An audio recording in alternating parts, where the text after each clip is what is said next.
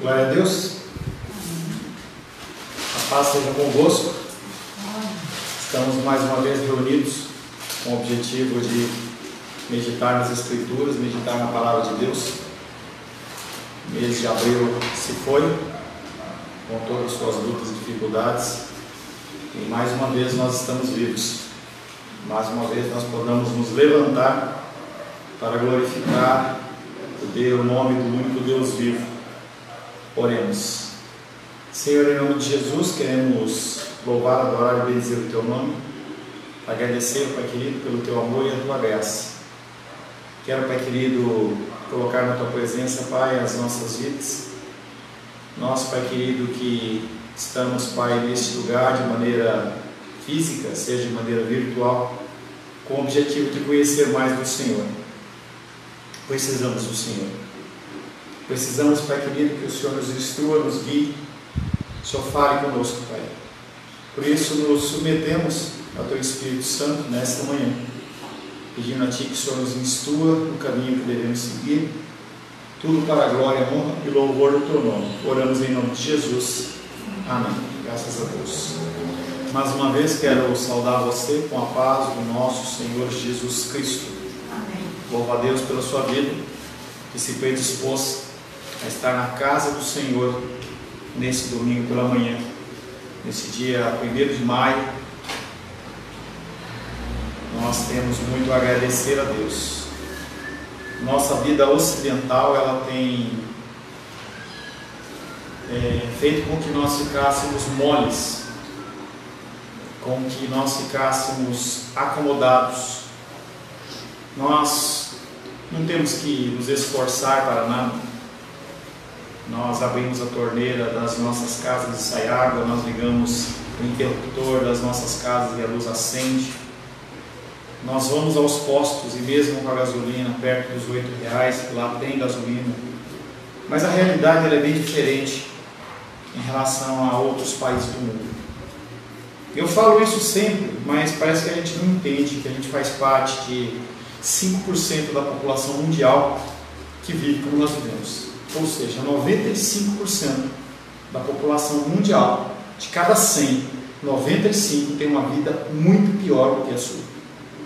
Não tem casa, não tem alimento, não tem água encanada, não tem saneamento básico, vive com uma refeição a cada 2, 3 dias. Falei na semana passada daquela estatística que foi feita nos Estados Unidos, que os gatos, os animais, os gatos dos Estados Unidos, eles vivem melhor do que 1 bilhão de pessoas no planeta Terra. Nós vivemos uma realidade totalmente diferente do que as pessoas vivem. E mesmo assim nós reclamamos, nós não conseguimos reconhecer e ver a figura de Deus nas nossas vidas. Mas aprove a Ele, dentro da sua sabedoria, que nós estivéssemos neste país chamado Brasil, e que nós pudéssemos ter esta liberdade, nós pudéssemos ter tudo isso que nós temos, talvez para que nós pudéssemos fazer algo a mais do que os nossos irmãos que não podem fazer nada. Mas, enquanto isso, nós vamos caminhando e buscando cada vez mais o entendimento da palavra do Senhor. O nosso objetivo na nossa igreja é ensinar você a ser cristão. Só isso. Eu não tenho promessa para você de cura, eu não tenho promessa para você de restauração financeira, emocional. Não sei se você vai casar com alguém aqui da igreja. Não tenho nada de prometer, mas eu prometo para você que nos dias que você estiver aqui, nós vamos nos esmerar em ensinar você a palavra de Deus, para que no dia mau você possa tomar as suas decisões de uma maneira correta. Esse é o meu objetivo, tá? Esse é o meu objetivo.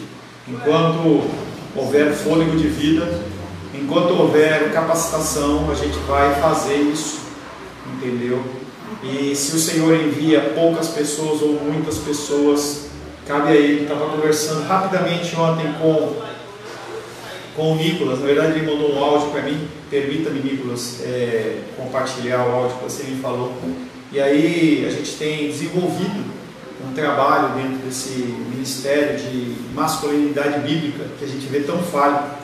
E aí ele estava falando com um rapaz que trabalha com ele, uma pessoa que tem um contato com ele, viu o livro, começou a ler, e eu falei assim, nossa, muito interessante isso. Eu estou gostando bastante dessa leitura. Então, a gente pode fazer algo dentro do nosso pequeno círculo que é Jerusalém. Falar para as pessoas que nós vivemos, tentar compartilhar um pouco do que nós aprendemos. É tão fácil hoje com a internet, você não precisa anotar, você não precisa fazer nada, é só você ir lá no vídeo e colocar compartilhar, ou você fala assim, olha, vamos assistir junto. E essa possibilidade é uma possibilidade tão fácil, não nos demanda nenhum esforço. E nós temos que utilizar estas oportunidades. E também aproveitar as oportunidades que temos, porque até aqui o Senhor tem nos ajudado, nós estamos com a nossa igreja aberta, nós podemos fazer transmissão com a internet, você tem saúde para vir, entendeu? Então é tempo de aprender de Deus. E nesse dia 1º de maio nós vamos começar um novo tema. O livro que eu compartilhei com vocês, a capa, Em Busca de Deus, ele tinha um tema diferente, que era a teologia da alegria. E talvez por não vender muito bem com esse título, eles não colocaram Em Busca de Deus, mas na verdade, esse autor, John Piper, ele está falando exatamente sobre essa ordenança de Deus que nós sejamos felizes. Parece que é totalmente contrário ao que a gente vê. De um lado nós vemos pessoas que buscam apenas a felicidade, e tem outras pessoas que acham que para ser servo de Deus você não pode ter um lazer, você não pode ter uma alegria, você não pode ter nada. E nós vivemos nesses dois extremos como se fosse uma bolinha de ping-pong ser jogada de um lado para o outro. Se você for viajar, eu vejo isso muito nos círculos cristãos, você vai viajar, você vai gastar R$1.000, R$2.000, mas você poderia dar esse dinheiro para missões e pessoas seriam salvas. E aí as pessoas elas ficam nesse extremo e não conseguem fazer nenhuma coisa nem outra. E na verdade que Deus criou o homem para que ele seja feliz. E o foco de todo esse nosso estudo é: Deus, Ele te fez para você ser feliz. Mas ser feliz com o quê? Nele. Isso é o centro do nosso estudo. Nós vamos falar disso do primeiro encontro hoje até o último encontro. O Senhor, Ele coloca os nuggets, as batatas fritas à nossa volta, nós somos felizes com as coisas que estão à nossa volta, mas o cerne da nossa felicidade está lá no centro, está lá naquele lugar que chama-se Deus. E nós vamos embasar isso de uma forma bíblica, para que você tenha a certeza que você tem direito sim a ser feliz, mas ser feliz em Deus. Então, não podia essa dos nuggets e da batata frita? Não, porque os nuggets e as batatas fritas, elas são os prazeres temporais, que você vai lá e come um negocinho, você faz um negócio, tem os lazeres, mas você não pode fixar só nisso. As crianças, se você deixar as crianças, se você como mãe sabe, se você deixar a criança, ela vai comer só marrom, é nuggets, batata frita, vai só aquilo. Aquilo ali pode ser comida de vez em quando, mas não é aquilo que vai sustentar a pessoa. O que vai sustentar a pessoa é o centro, é Deus, é o nutritivo, é aquele alimento. Entendeu, minha querida, amada esposa, a quem eu amo? Diz que nós precisamos. Hã? Diz exatamente. Você não é o nugget da minha vida, entendeu? Você está mais para dentro do círculo, entendeu? Nugget não tosta. Mas tudo bem.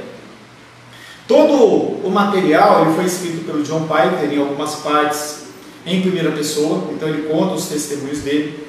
E eu tomei a liberdade de pegar as partes que ele conta em primeira pessoa e converter de uma certa maneira na minha vida, nas coisas que eu vivi nesses 20 anos de cristianismo, mais ou menos, que eu tenho.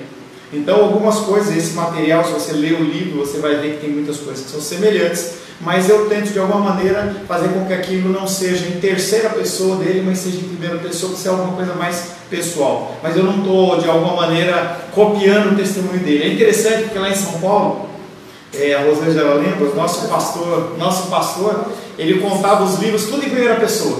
Então o missionário falava assim: olha, eu fui picado por abelhas. Aí ele ia lá e falava que ele tinha sido picado, né?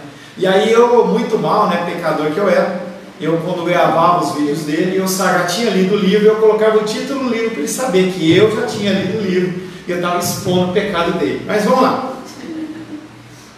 Como passei a buscar o prazer cristão? E aí ele diz assim: você pode virar o mundo de pernas para o ar, apenas mudando uma palavra na sua crença. Se você começar a mudar o seu ser, o que você crê, o que você pensa, as pessoas que estão à sua volta, elas vão ser impactadas. Eu já usei esse exemplo há um tempo atrás, eu vou fazer mais de ano atrás, em que se você pegar um copo d'água e você começar a encher esse copo d'água até que ele transborde, a água ela não vai ficar limitada ao copo, ela vai alcançar as laterais e ela vai, quanto mais água você colocar, mais essa água vai se espalhar, e tem que ser esse o pensamento. Dentro do Catecismo de Westminster, que é uma referência de pessoas que se reuniram para definir os princípios básicos do cristianismo, essa palavra catecismo não tem nada a ver com o catolicismo romano, tem muito mais a ver com normas e formas de você agir. E nessa pergunta, a primeira pergunta é: para que a gente existe? Ou, segundo a literatura tradicional, qual o fim principal do homem? Por que você veio ao mundo? Você veio ao mundo para acordar e trabalhar 30 dias na sua vida, 30 anos na sua vida, depois você está uma aposentadoria, e aí depois que você está aposentado, você vai ficar jogadinho lá vendo Netflix, e aí chega uma hora que seu corpo cansa e você morre, e aí você vai ser enterrado, e aí o seu corpo se desfaz e fica lá no ossário lá. Será que é só isso que Deus criou o ser humano? Será que essa é a finalidade para o qual Deus criou o homem, a imagem e semelhança dele? E a pergunta é: qual é o fim? O fim principal do homem é glorificar a Deus e gozá-lo para sempre, ou se alegrar nele para sempre. E nós vamos ler algumas passagens que falam sobre isso. Romanos 11:36, de N, por gentileza.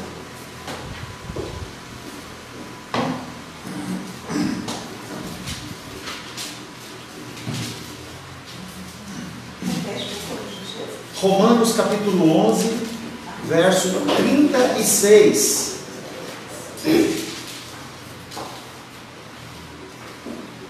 Porque dele, e por meio dele, e para ele são todas as coisas, a ele, pois, a glória eternamente. Amém. Porque dele, por meio dele, Jesus Cristo, e para ele são todas as coisas. Então tudo é para Jesus Cristo. E ele fala: a ele, pois, a glória eternamente. Amém. Se tudo é para ele, é para glorificar dele, a ele, então tudo que eu fizer, a minha finalidade principal é agir para a glória dele. 1 Coríntios 10:31. Sempre na sequência, tá? Diene, Rosângela, Menísia, Gabriel, Larissa, tá? Vamos seguir essa sequência, senão eu vou ficar toda hora falando mal. Rosângela, vai lá. 1 Coríntios 10:31. Portanto, quer comais, quer bebais, ou façais outra coisa qualquer, fazer tudo para a glória de Deus. Mais um versículo que está dizendo: se eu como, se eu bebo, se eu durmo, ou qualquer outra coisa que eu fizer, eu tenho que fazer para a glória dele. Salmos 73, versos 25 e 26. Salmos 73, versos 25 e 26.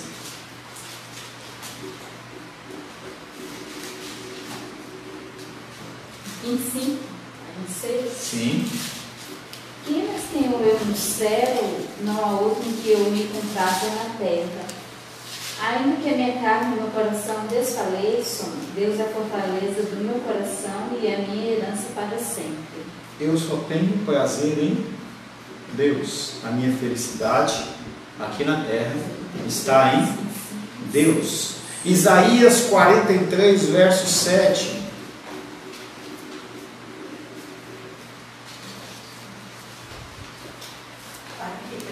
43, 7.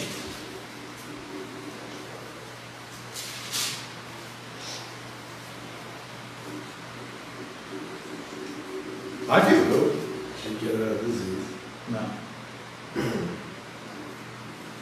A todos os que são chamados pelo meu nome, e os que criei para a minha glória e que formei e fiz. Para que Deus criou a gente? Para a sua Glória. glória.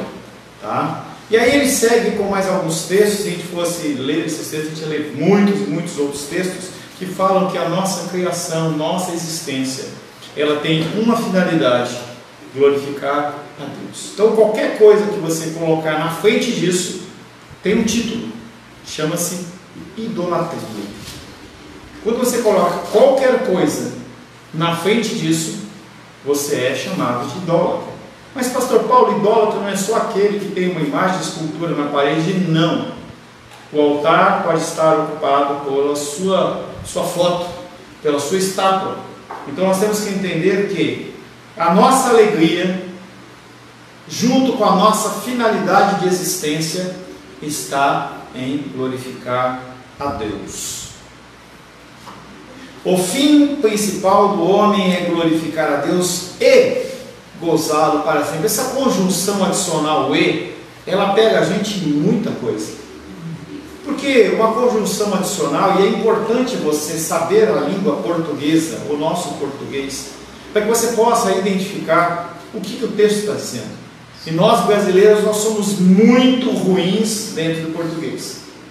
E vira e mexe eu corrijo vocês, eu peço permissão sempre, né? Mas eu corrijo vocês dentro do português, o nós vai, nós vamos, nós fica, entendeu? E nós temos que entender que a língua portuguesa ela é rica, além de muito complexa, e ela, se você analisar o texto de uma forma gramatical, semântica, se dentro do português que você tem, você começar a olhar para esses textos, você vai perceber algumas nuances. Gostou dessa? Não? Gostou? Eu pratiquei essa noite a semana inteira. Algumas nuances na palavra de Deus que se você lê, você não percebe. Então quando você fala, e lógico que isso aqui não está como um texto bíblico, mas ele veio falando, o fim principal do homem é glorificar a Deus e gozá-lo para sempre. Onde essa condição adicional aparece também? Dízimos e ofertas, é uma coisa mais a outra. Ame a Deus sobre todas as coisas e ao próximo como a si mesmo. Ele pega e faz o que? Ele equipara, o próprio Deus ele equipara as coisas, é uma coisa mais a outra. Não é uma coisa ou a outra. Você não tem opção para você escolher uma coisa ou outra. Você tem que glorificar a Deus e ser feliz com isso. A gente vê alguns versículos da Bíblia que falam que se você for perseguido, se rejubila, se alegra. Como é que você linka isso? É exatamente essa condição. Deixa eu falar uma coisa. Claro, uma coisa que nós aqui não podemos dizer que não temos, é isso, essa leitura é compreensível de ser entendido, porque ele lê todas as nuances, fazendo questão de que cada coisa esteja no seu lugar, isso é tão observado. E é isso que dá o entendimento para a gente. O português também fala muito. E nós brasileiros, como eu disse, nós não somos muito bons nisso aí. Mas quando a pessoa faz com excelência, como o pastor faz, desculpa. Graças a Deus. Fica compreensível, fica bom de você acompanhar. Amém. Obrigada, pastor. Essa conjunção adicional e é como arroz e feijão? Para o brasileiro né? Arroz e feijão. É uma coisa mais a outra. Às vezes você glorifica a Deus e às vezes se alegra nele. Não. Você tem que glorificar Ele e ser feliz naquilo que Ele faz. Por isso que em tudo sejais gratos perante o Senhor. Como é que eu posso glorificar Deus? No domingo à noite, levanto as mãos aos céus e na segunda-feira pela manhã eu estou murmurando porque eu não consigo pagar. Ou eu acredito ou não acredito. Ou eu sou feliz ou não sou feliz. Nós temos que entender essas coisas. Às vezes Ele recebe a glória e às vezes você é feliz. Não. São as duas coisas juntas. E é uma expressão muito ambígua. Que relação essas duas coisas têm entre si? Glorificação e felicidade. É evidente que os antigos teólogos não achavam que estavam falando de duas coisas. Eles disseram, fim supremo e principal e não principais finalidades. Glorificar a Deus e gozá-lo era uma só finalidade somente, não duas. Só que está errado.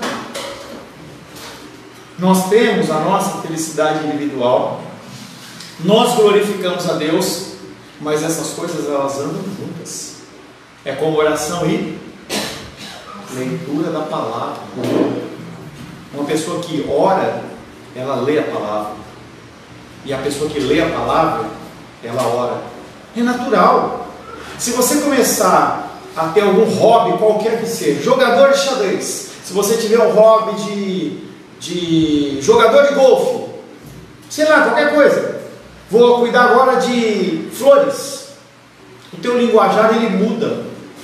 Porque quanto mais você pega este linguajar, que é o natural, daquele hobby, a tua linguajar, o teu linguajar, ele começa a ficar cada vez mais impregnado daquilo.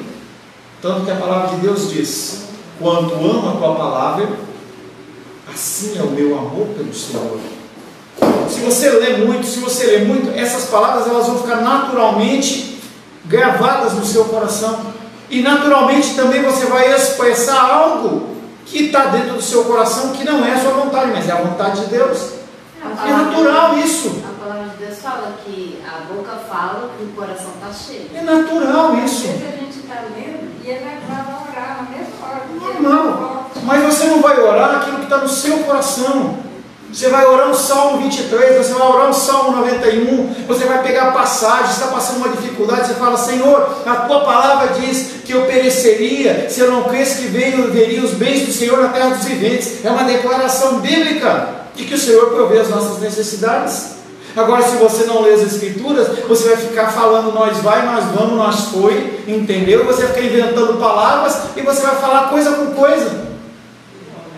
As orações cristãs, muitas vezes, elas são vazias, porque elas só falam do teu coração.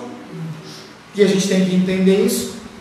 Então nós temos que glorificar Deus e sermos felizes nisso. Importa-nos também tremendamente com a intenção do Deus da Bíblia. É isso que importa. Não importa o que eu acho, o que eu penso. As pessoas elas têm trazido seus achismos e isso não interessa. Quando você vai no médico, os reis estavam falando do exame, você vai lá no médico, o médico vai pedir o exame X e ele vai chegar para você e falar assim: olha, segundo esse exame você tem a enfermidade ou não tem? Imagina se ele chegar para você e falar assim: eu acho que você está ruim. Ué, doutor, eu acho como? Não tem eu acho. O cristianismo, em certa feita, ele é uma ciência exata. O que Deus fala é o que nós temos que fazer. E nós temos que interpretar as Escrituras segundo o que Ele está comandando, não o que eu acho ou o que eu penso. O que Deus tem a dizer sobre a principal finalidade do ser humano, como Deus nos ensina a dar-lhe glória, Ele nos ordena nos alegrar nele. Nesse caso, como essa busca da alegria em Deus se relaciona com tudo mais? Tudo. Sim. O Senhor, Ele quer que nós o conheçamos e sejamos felizes nele. Sejamos satisfeitos e não acomodados nele. Uma coisa é você ser satisfeito em Deus, e outra coisa é você ser acomodado nele. As pessoas elas têm sido acomodadas. Deus, Ele te dá força, te dá vigor, te dá inteligência, te dá capacitação. Ele abre a porta, só que você tem que levantar e entrar por essa porta. E as pessoas elas continuam esperando que as coisas mudem e não vão mudar. E aquela cena que eu sempre falo, as pessoas esperam que o céu se abra e aí um anjo desça com as suas vestes angelicais e um cálice de ouro e derrame em você a paciência, derrame em você. Não vai acontecer isso. Deus ele vai trabalhar o teu comportamento a partir das pessoas que estão à sua volta. Provérbios fala que o relacionamento entre Paulo e Rosângela é ferro afiando ferro. É a minha incapacidade trombando com a dela, e nós vamos lutando, e nós vamos crescendo, e é assim que funciona. Nós não somos criados a viver como monges que não temos acesso a nada. É muito fácil viver assim. Não é difícil, é fácil. A pessoa não tem acesso com ninguém, a pessoa não tem nenhum sonho, não tem nada, ela vive naquela condição lá paupérrima, e não tem nenhum desejo de vida, só encontra as pessoas para falar bom dia, boa tarde, boa noite. Pô, é muito simples isso. Eu não ouço a opinião da Menízia, eu não ouço a opinião da Diene, e está tudo certo, a gente já continua vendo aquele mundo zen. Não é isso que Deus criou a gente. Ele criou para que a gente interagisse. Ele fala que nós somos luzes no meio das trevas. Quer comais, quer bebais, ou façai outra coisa qualquer, fazei tudo para a glória de Deus. E é interessante que quando eu estava estudando, lendo esse material, o versículo-chave desse estudo é exatamente o que a Melissa colocou no grupo. Estou como uma terra árida. Você só busca Deus se você tiver com sede dele. Só. Somente. E é isso que nós temos que fazer. Pastor, eu já ouvi um exemplo assim, que eu achei interessante, falando assim que a moça compartilhando, né?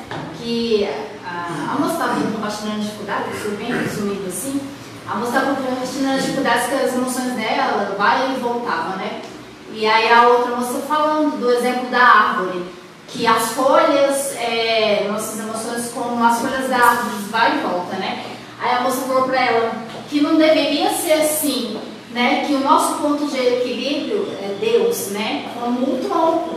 Então, assim, Deus como sendo o ponto de equilíbrio, o tronco, entendeu? Então, assim, a gente não ser levado pelo vento de doutrina, mas Deus como o tronco da nossa vida, ser a nossa estabilidade, né? Então, assim, a gente não ser deixado ser levado pelo vento de conhecimento, teorias, coach, mas Deus, o nosso centro, o nosso ponto de equilíbrio, que não ser levado por mentiras, por enganos, né? Por coisas que é contrária à palavra de Deus. A preocupação principal desse estudo é que em tudo na vida Deus seja glorificado.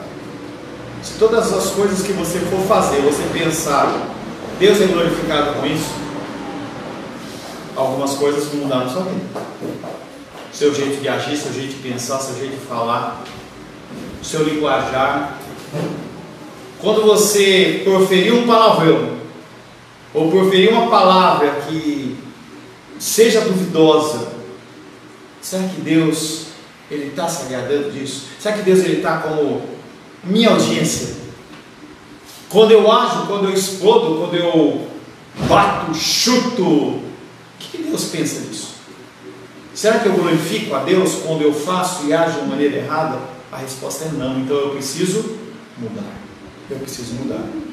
O nosso objetivo nesse estudo todo é convencer você, modo de dizer, claro, quem convence o Espírito Santo, de que o fim principal e supremo do homem é glorificar a Deus e gozá-lo plena e eternamente. Você tem que finalizar esse estudo, espero que, entendendo que a sua felicidade ele só é em Deus. Eu amo a minha esposa, sou feliz com Deus, entendeu? Espero tê-la, mas ela não é o meu foco principal de felicidade. Se algum dia ela não estiver, e eu espero que Deus não me traga essa tristeza muito próxima, mas eu tenho que continuar vivendo da mesma maneira, com a tristeza, com a saudade e tudo, mas o meu foco é Deus. Quando a gente vê aquela ilustração de Abraão e seu filho Isaac, Deus ele estava provando não o coração para que ele soubesse, mas para que Abraão soubesse.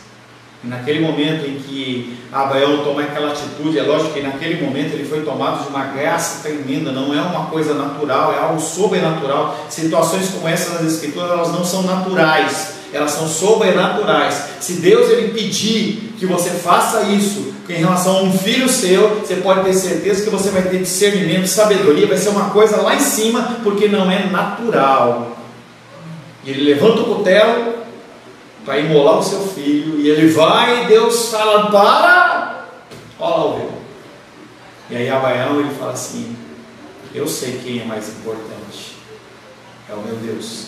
Pastor, mas isso é muito difícil. Mas lógico que é difícil, querida, como é difícil Abraão deixar a sua terra, deixar os seus familiares, como é difícil João Batista abandonar um sacerdócio em que ele tinha todo alimento e todo o trabalho pela resto da vida e vai comer gafanhoto e mel silvestre, como Jeremias, que se ele ficasse quieto ele não era jogado num fosso de fezes e esterco lá, era só ele ficar de boca fechada. Todas as pessoas das Escrituras são pessoas que poderiam ter se levantado contra, mas não se levantaram, e para isso Deus derrama da sua graça numa medida sobrenatural.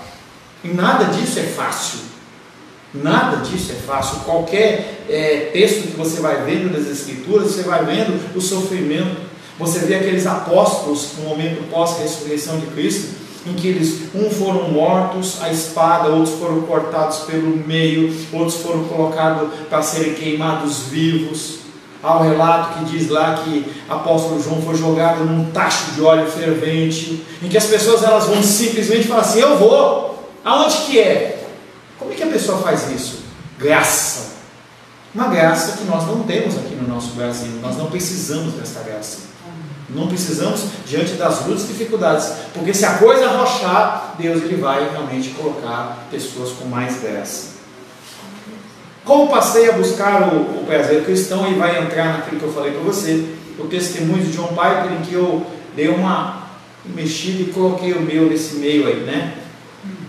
No início eu tinha uma noção vaga de que se eu fizesse alguma coisa boa e me alegrasse com a minha ação, eu estragaria o que havia de bom nela, porque eu era motivado pelo desejo meu próprio de prazer. Então o que é isso? Talvez isso seja uma realidade na sua vida também. Quando você faz alguma coisa para Deus, eu me culpava, porque eu me alegrava naquilo. Eu me alegrava em ser feliz em Deus. Poxa, mas as pessoas estão sofrendo, as pessoas estão com dificuldade. Eu e a Rosângela, no nosso início de caminhada lá em São Paulo ainda, a gente andava com um pastor e um casal, que eles lutavam tremendamente com a igreja deles e com o sustento deles. E eles tinham um recurso semanal, eles tinham uma casa própria, assim, mas eles tinham um recurso semanal de R$50. E aí, quando eu vi o meu ministério, ele tendo um pouco mais de facilidade, eu me culpava em relação a isso. E eu olhava para ele e falei assim: Deus não é justo. Eu achava que eu tinha que sofrer como ele tinha que sofrer. Não, mas a cruz dele é diferente da minha. Então, no início, eu tinha essa dificuldade, em que eu achava que se eu fosse feliz fazendo uma coisa para Deus, alguma coisa estava errada, porque os mártires e as pessoas sempre sofreram. Comprar sorvete apenas por prazer não me incomodava, porque as consequências morais dessa ação pareciam ser insignificantes. Mas ser motivado pelo anseio por felicidade ou prazer, quando me apresentava como voluntário para o trabalho cristão, ou quando ia ao culto, isso me parecia algo egoísta. Eu me sentia feliz em visitar as pessoas que estavam com enfermidade. No início do meu ministério, eu sempre tive afinidade com enfermos.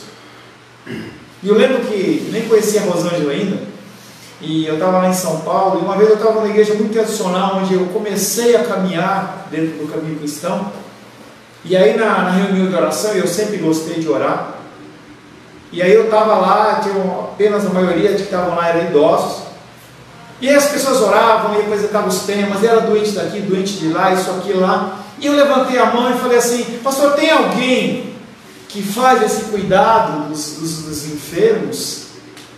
E ele falou: não tem, porque ninguém quer. E eu falei: eu quero. E aí aquele homem falou: a gente vai conversar. E eu fiquei muito feliz em poder visitar os enfermos.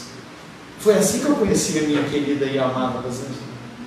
Num dia, entendeu, uma conhecida nossa falou assim: nós temos que fazer uma visita para uma senhora que está passando uma dificuldade muito grande com seu marido está numa enfermidade mortal.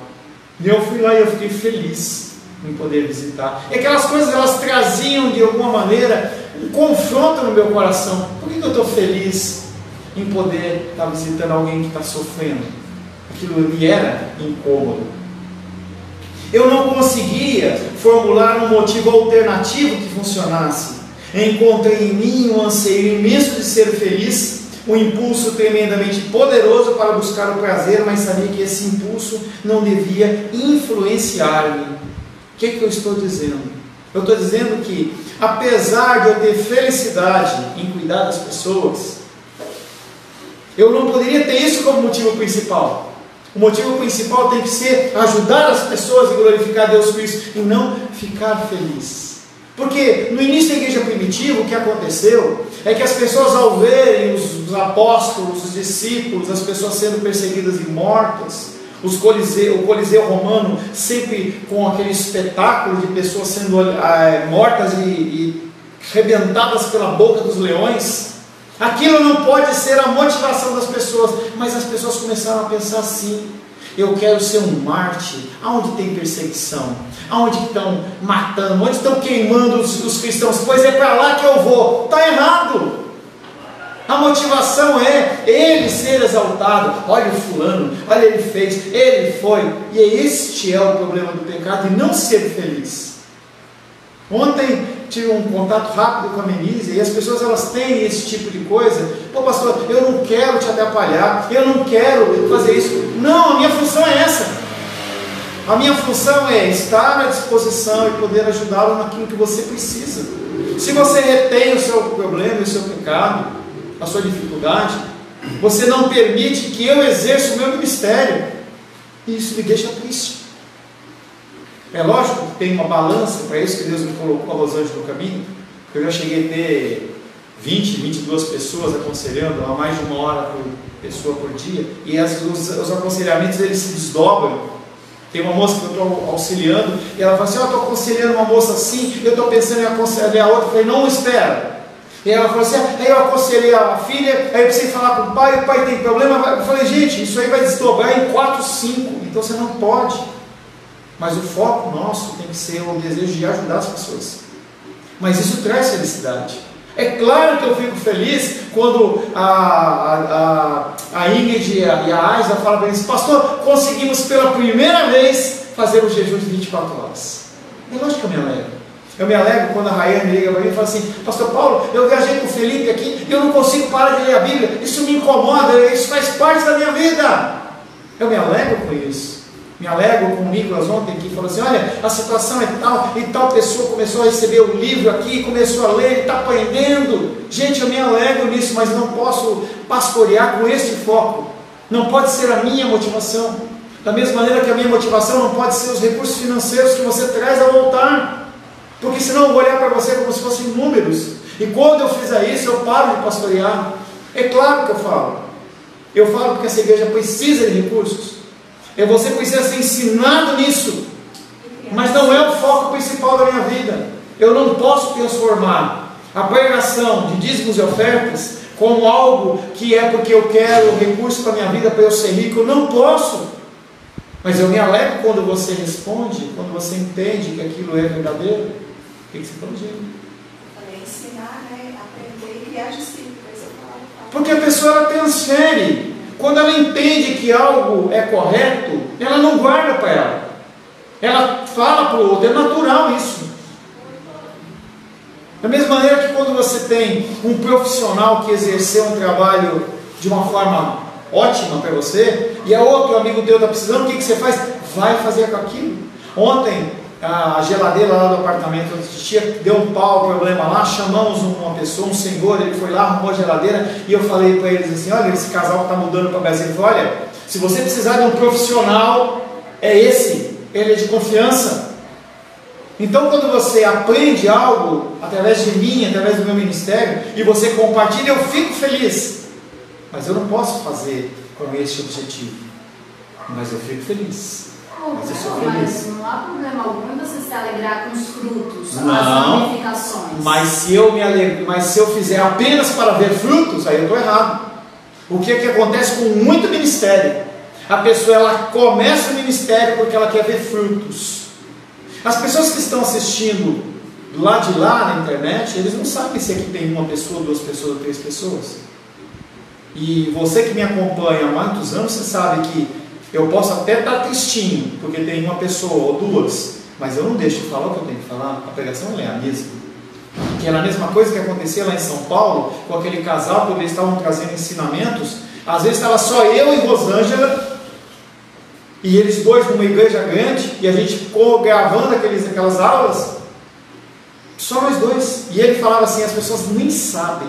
Às vezes a pessoa acha que tem uma igreja lotada por trás. Gente, não é 1 nem 2 mensagens que eu recebo. Pastor, onde tem a tua igreja aqui em Goiás? Onde tem a tua igreja aqui na Alemanha? Onde tem a tua igreja aqui? Parece que eles acham que o nosso ministério é um ministério de milhões de pessoas.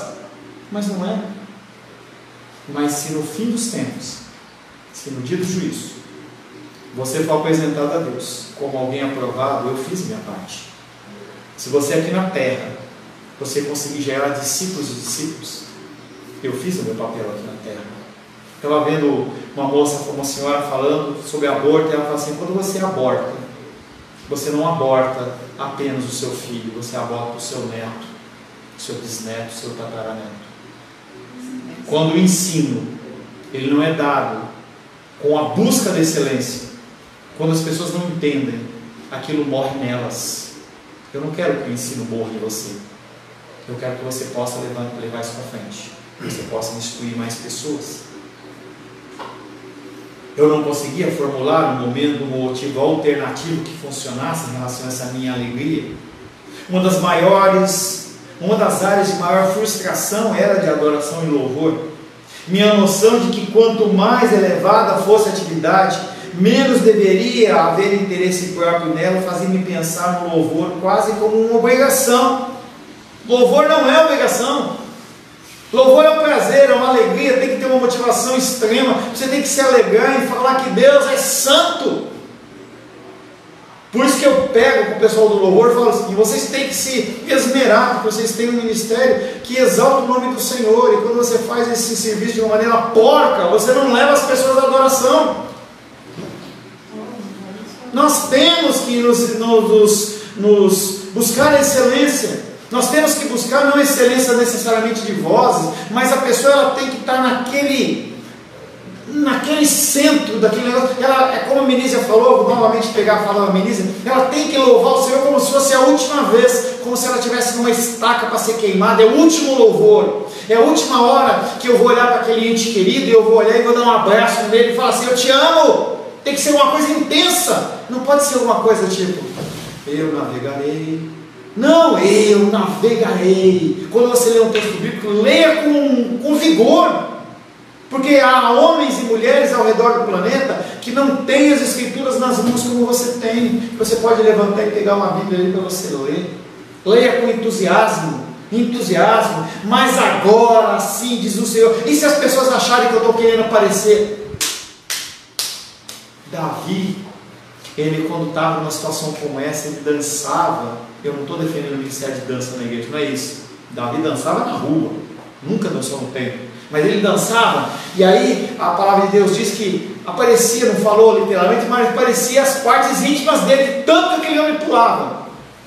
E a mulher dele olhava e falava assim: que vergonha esse rei. E ele falou assim: eu danço e danço mesmo, e eu louvo a Deus, eu não estou nem aí. E se você fica envergonhada com isso, o azar é seu, porque eu vou louvar e vou adorar a Deus, porque eu não consigo estar diante desse Deus de uma maneira calma, louvar a Deus.